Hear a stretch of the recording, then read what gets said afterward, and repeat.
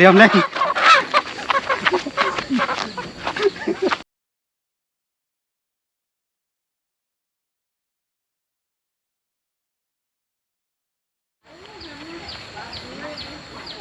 สบายดีพ่อแม่พี่น้องเนาะมื้อนี้เบาแห้งบ่ได้พ่อแม่พี่น้องยินดีต้อนรับทุกท่านเข้าสู่ช่องของเบาลีอีกคือเก่าคือเดิมเนาะกะตอนนี้เฮาอยู่หลังโลกไก่หลังโลกไก่ของอ้ายของเบาลีนี่แหละพ่อแม่พี่น้องเนาะกะพอดีว่าตอนนี้เป็นตอนแรงๆละจักโมงละ3 โมง 4 โมงยัง20 นาทีพ่อแม่พี่น้องกะอีก20 นาทีอีก20 นาทีเนาะจะฮอด4 โมงเต็มแล้วนะพอดีทางทีมงานของเปาเตียงทองชาแนลเพิ่นกะเดินทางไกลๆเจ้าฮอดเมืองเผาอุดมแขวงบ่อแก้วเป็นเขตที่เฮาอยู่เป็นที่เรียบร้อยเนาะเพิ่นกะไปแจกมาแต่ว่าระยะทางของเพิ่นนะเพิ่นกะมีการแจกขนมเนาะของครบของกินนี่แหละแจกมาตามกลางทางนะเห็นบ้านเฮือนของประชาชนเพิ่นก็ลงไปมอบความสุขมอบรอยยิ้มให้กับชาวบ้านเนาะแต่ว่าเฮาก็เลยว่าเพิ่นมาทั้งทีนะเพิ่นเฮาก็อยากเป็นส่วนหนึ่งเนาะในการช่วยเหลืออาจจะบ่ได้ไปช่วยเหลือเพิ่นแต่ว่าเฮาก็อยากเฮ็ดผักข้าวผักน้ำเนาะตอนรับให้เพิ่นกินหั่นน่ะเนาะก็สำหรับคลิปนี้ก็บ่มีหยังบ่มีเงินเด้พ่อแม่พี่น้องบ่มีเงินออกตลาดมาลักไก่พี่อ้ายเนาะไก่บักหลายๆค่อยปากนิดนึงพ่อแม่พี่น้องอุปกรณ์ของเฮานี่มีข้าวสารลุงโก้เรื่องลูกกู้เดี๋ยวเขาจะเข้าไปเบิ้งว่าถ้าว่ามีหลายตัวเขากับหลายตัวเนาะมันบ่เป็นไก่เขาได้นั่นแหละเนาะ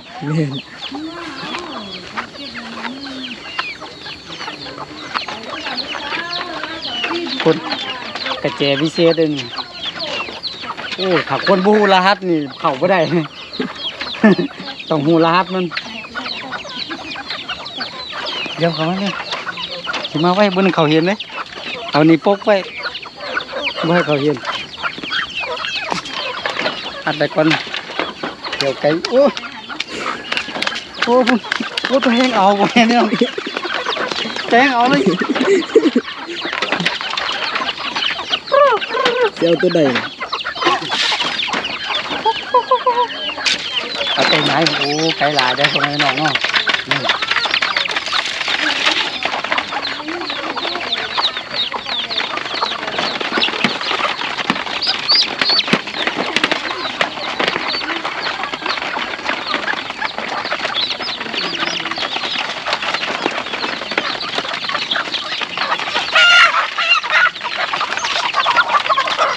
ง่ายมาก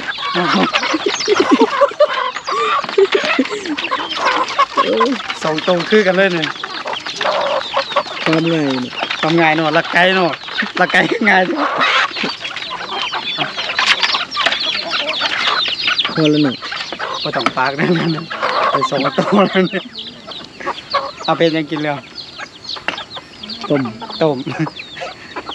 ได้แล้วมีแต่เอากับหลักคอยออกก็มีแต่หลักคอยโยงออกจากโลกไก่นะแบบมิดแล้วก็อ้อมไปทั้งเฮือนโฮมมาพุ่นเจ้าไปกระเจ้าฮูตอนนี้กระเจ้ากำลังอัดน้ำอยู่บ่มีไปฮูพอเสียงน้ำมันแห้งนะ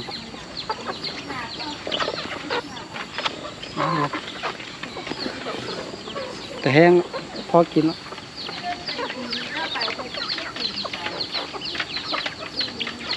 รหัสยากหน่อยรหัสยากกว่าวันนี้โอ้เอาบูรหัสอัดน้อง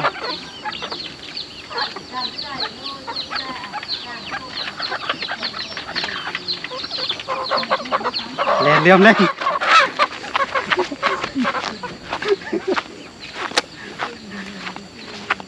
โอ้เดี๋ยวไก่มาส่งตัวก็ให้น้อง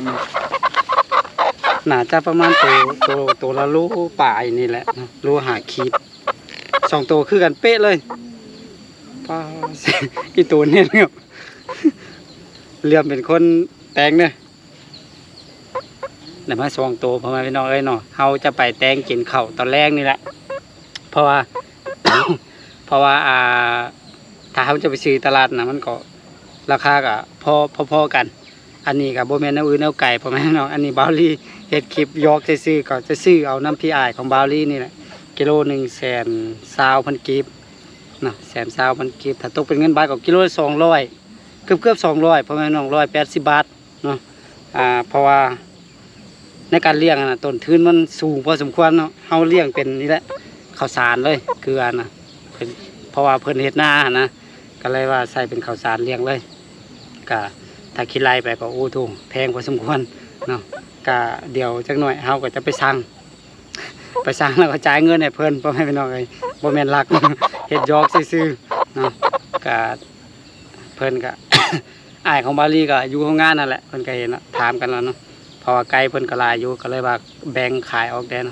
ถ้าว่าบ่ขายเฮาเพิ่นก็ไปขายอยู่ตลาดหั่นน่ะเดี๋ยวเราจะไปแต่กบแต่งกินเราถ่ายทีมงานของเตียงบ่าวเตียงทองแชนแนลวะเนาะก็บ่ต้องดราม่าเด้อพ่อแม่พี่น้องอยู่บ้านเฮาก็จะประมาณนี้แหละเลี้ยงก็ไปกินนี่แหละเนาะบางท่านก็อาจจะว่าโอ้เลี้ยงน้องมาแล้วก็เอาไปกินแล้วนี่นั่นนะมันเป็นกฎเกณฑ์ธรรมชาติหรือว่าปกติอยู่ในบ้านเฮาก็จะเฮ็ดประมาณนี้เลยพ่อแม่พี่น้องเนาะไก่งามๆเนาะโอเคพ่อแม่พี่น้องหลังจากนี้ก็เฮาจะไปสั่งแล้วก็จะไปจ่ายเงินให้เพิ่นก่อนแล้วก็เบิ่งก่อนว่าราคาเท่าใดเนาะเดี๋ยวไปถามเพิ่นก่อนเนาะแล้วก็จ่ายเงินเนาะเดี๋ยวบาลีจะปิดคลิปอีกเทื่อนึงเนาะก็โอเคพ่อแม่พี่น้องตอนนี้เฮาก็เนาะไปสั่งเป็นที่เรียบร้อยตัวนึงก็โล5ขีดเนาะโล5ขีดโลนึงก็120,000 5ขีดก็60เป็นกีบรวมทั้งหมดทันถืออยู่180,000เนาะตัวนึงเนาะ360,000 กีบเนาะ360,000 กีบ500 กว่าบาทพ่อแม่พี่น้องเงินบาทเนาะบ่ธรรมดาก็โอเคได้แนวครบแนวกินแล้วพ่อแม่พี่น้องแรกนี่เนาะบ่ต้องเป็นห่วงเดี๋ยวเฮาจะขอตัวเนาะไปแต่งครบแต่งกินรอท่า ทางทีมงานของเตียงทองแชนแนลเพิ่นมาก็เนาะก็คือข้าวแรงนี่เนาะเฮาขออนุญาตเลี้ยงเพิ่นเนาะพ่อแม่พี่น้องแบบโอ้เพิ่นก็มาไก่พอสมควรนั่นน่ะก็เฮาพรจะขาดจากอึดได้ก็ดีใจเนาะพ่อแม่พี่น้องอีกอย่างก็อยากให้เพิ่นมาเยี่ยมมายามเฮาได้ก็โอเคสำหรับคลิปนี้บาลีก็มาฝากมาต้อนพ่อแม่พี่น้องได้รับชมนํกันเนาะก็ลองรอลุ้นรอชมนํกันเนาะในการพบปะระหว่างทางทีมงานของเตียงทองเนาะแล้วก็ทางเฮากับผู้ดอยพ่อแม่พี่น้องกับมืออื่นน่าจะได้ร่วมภารกิจน้ำกันเนาะออกช่วยเหลือสังคมอยู่ในละแวกเมืองผาอุดมแขวงบ่อแก้วของพวกเขาเนาะก็เป็นบุญของชาวบ้านผู้ที่ทุกข์ยากพ่อแม่พี่น้องที่จะได้รับความช่วยเหลือจากทีมงานของเพิ่นก็เพิ่นนั่นเป็นทีมงานใหญ่พ่อแม่พี่น้องเนาะทุนนี่อย่างต่างๆเพิ่นก็มีหลายพอสมควรแหละพอจะแบ่งเบาความอึดความอยากได้ ในระดับหนึ่งเนาะก็สำหรับคลิปนี้บาวลี่ก็ขอแจ้งให้พ่อแม่พี่น้องถ้าหากว่าบางเคสบางบอนเฮาอาจจะพาเพิ่นไปบอนบ่ถึงนะย้อนว่าฝนมันตกพ่อแม่พี่น้องช่วงนี้เนาะฝนตกแล้วก็เฮ็ดให้เส้นทางที่เขาจะไปมันไปบ่ได้เนาะคือตัวอย่างเคสของเฮียงบ่จังซี่เนาะอยู่บ้านผู้สะแทนสิเฮาก็บ่สามารถไปได้เนาะหรือว่าเคสของพี่น้องพิการตาเนาะอยู่ทางบ้านตีนพาน่ะมันหนทางอันรับประกันเลยเฮากะเว้าได้เลยว่าไปบ่ได้แน่นอนเนาะกะเฮาจะพาเพิ่นไปอยู่ในเขตที่สามารถไปได้เนาะเซฟไว้พ่อแม่พี่น้องเพราะว่าฤดูกาลนี้มันเป็นฤดูฝนเด้เนาะในการไปกันมาก็ค่อนข้างที่จะยุ่งยากเนาะเพราะว่าทางอยู่เขตเฮานี่โถถ้าหากว่าทานใดๆมาเนาะเดี๋ยวจะสัมภาษณ์ทางทีมงานเพิ่นเบิ่งเนาะว่าเป็นจังไดโอเคแล้วพบกันใหม่ในคลิปต่อไปเนาะสบายดี